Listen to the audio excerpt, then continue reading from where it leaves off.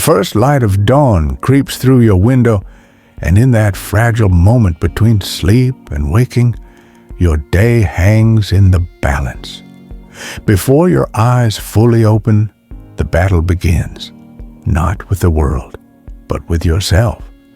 Most people surrender before they even realize there's a war being waged, reaching blindly for their phones like addicts craving their first hit of digital dopamine. The screens flood their barely conscious minds with other people's priorities, other people's emergencies, other people's agendas. By the time their feet touch the floor, they're already behind, already reacting instead of leading, already playing defense in a game they didn't choose to play. This is how mornings are lost before they even begin. But there was a time when mornings were sacred, when the first hours were reserved not for frantic scrambling, but for deliberate preparation. The ancient Stoics knew this secret well, that how you greet the day determines how you conquer it. Marcus Aurelius wrote his Meditations at dawn, not because he had spare time, but because he knew no emperor can rule an empire until he first rules himself. Seneca spent his mornings in study and reflection not as luxury, but as necessity, armor against the chaos of Roman life. These men understood what we've forgotten, that the quiet hours before the world wakes are where true power is forged. While others sleepwalk through their mornings, you have a choice to remain a slave to reaction or to claim the sovereign right to begin each day on your own terms. The tools are there, waiting in the wisdom of those who mastered this art centuries ago. The question isn't whether you have time for this practice, but whether you can afford another day without it. Your life, after all, is nothing more than the sum of all your mornings. Will today be another link in the chain of distraction or the first step towards something greater? Law number 1. Own the first 5 minutes. Those first fragile minutes after waking are sacred ground, the most psychologically vulnerable and powerful time of your day. Before the world crashes in with its demands, before your phone hijacks your attention, before the mental to-do list starts scrolling, you stand at a crossroads. The Stoics understood this moment with crystalline clarity. How you spend these initial minutes sets the trajectory for everything that follows. Epictetus would rise before dawn to sit in stillness, not because he had nothing to do, but because he knew no philosopher can master the day until he first masters the dawn. Seneca wrote of guarding these early hours like a fortress under siege, understanding that once the gates of focus are breached, they're nearly impossible to reclaim. Modern neuroscience confirms what these ancients knew instinctively. The brain's suggestibility peaks in these first waking moments, meaning whatever seeds you plant then take deepest root. Will you water the weeds of distraction or cultivate the garden of intention? This isn't about adding more to your morning, but fiercely protecting what's already yours. Those precious unclaimed minutes where your mind still belongs to you. The practice is simple but revolutionary. 5 minutes of unbroken sovereignty between waking and reacting. No screens, no inputs, no concessions to the outside world. Just you and the quiet determination to begin the day as you mean to continue it. These minutes become the keystone that holds the arch of your day together. Miss this, and the whole structure wobbles. Honor it, and everything else aligns. The coffee can wait, the emails can wait, but this moment, this sacred space between sleeping and surrender, this cannot wait, for it is the foundation upon which all else is built. Law number 2, practice premeditatio malorum. The Stoics wielded a paradoxical weapon against life's uncertainties. They didn't avoid their fears. They ran straight toward them in the quiet of the morning. Premeditatio malorum, the premeditation of evils, wasn't pessimism, but psychological armor forged in dawn stillness.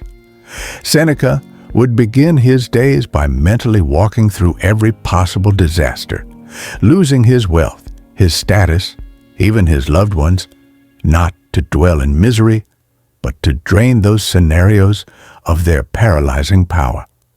Marcus Aurelius trained himself to whisper, "This too," when faced with fresh challenges, having already weathered them 100 times in his mind's eye. Modern psychology now validates this ancient practice, what we call stress inoculation, showing that vividly imagining challenges actually rewires the brain's fear response. The morning becomes your private training ground, where you voluntarily face what others spend their days running from. You don't wait for the storm to hit. You become the storm chaser who greets turbulence with practiced calm.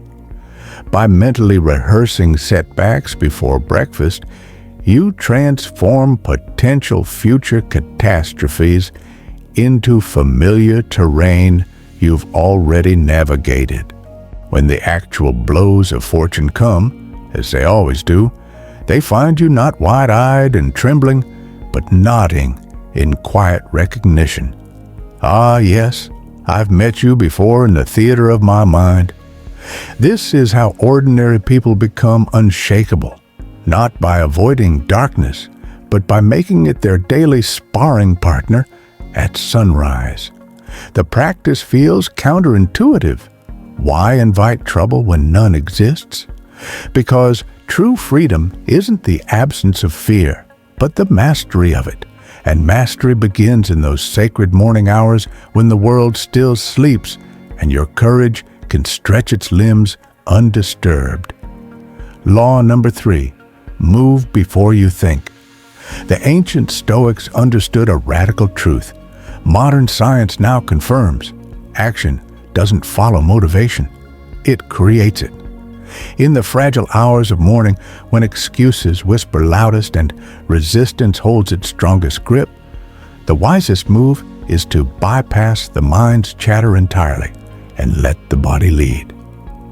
Marcus Aurelius would begin his days with physical training not because he craved it, but because he knew the discipline of movement forged the discipline of thought.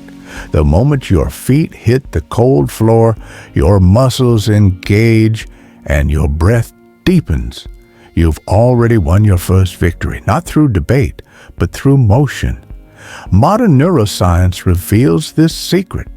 Physical movement sends primal signals to the brain that shift us from passive to active mode, flooding the system with neurochemicals that transform hesitation into action.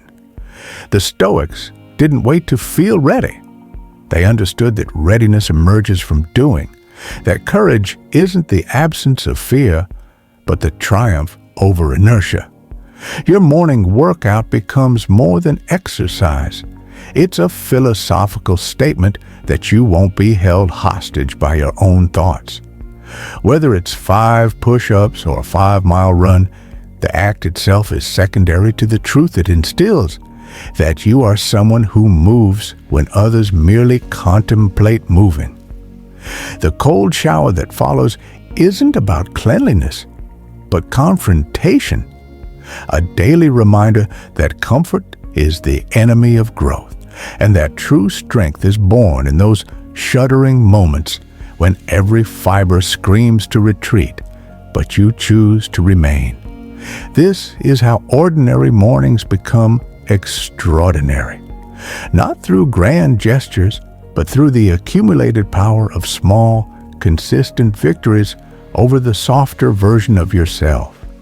Law number 4, feed your mind, not your distractions. The morning mind is fertile soil.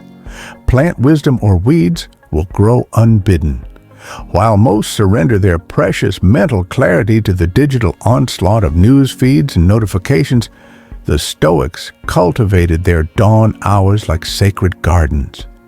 Seneca would devote his first waking hours to reading philosophy, not as academic exercise, but as mental armor smithing, forging each insight into protection against the day's coming battles.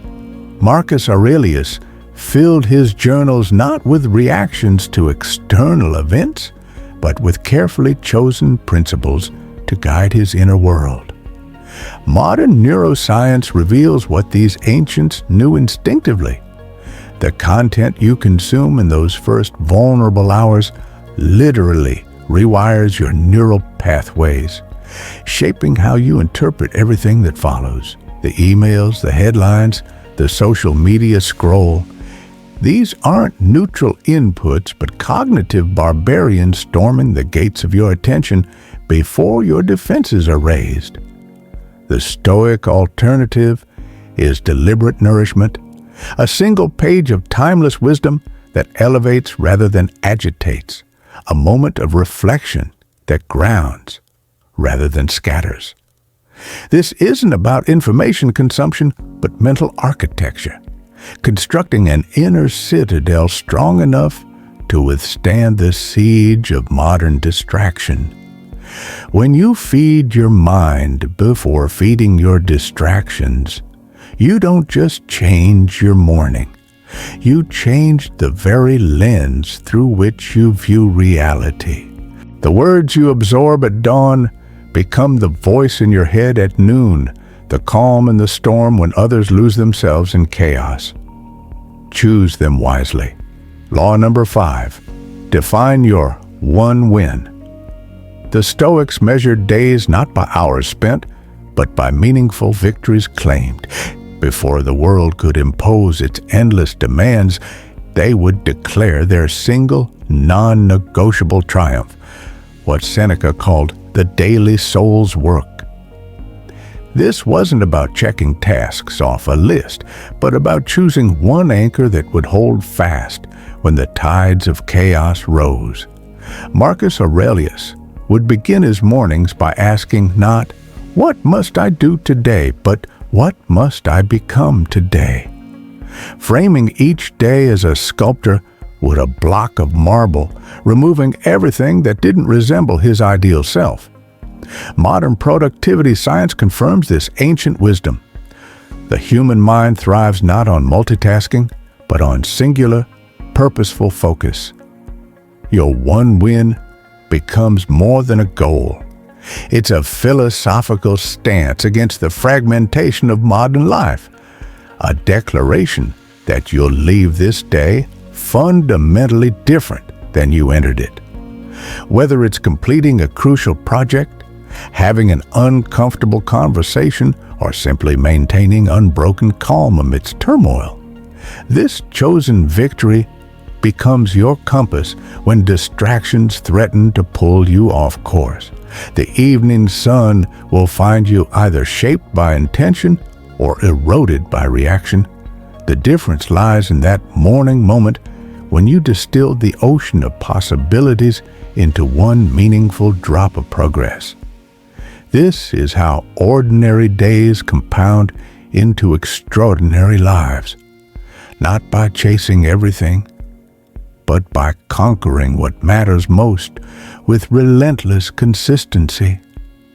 The invitation, the dawn will come again tomorrow, as it always does, but will you? Not the distracted, reactive version of yourself who stumbles through mornings in a fog of other people's priorities, but the sovereign architect of your days who rises with purpose.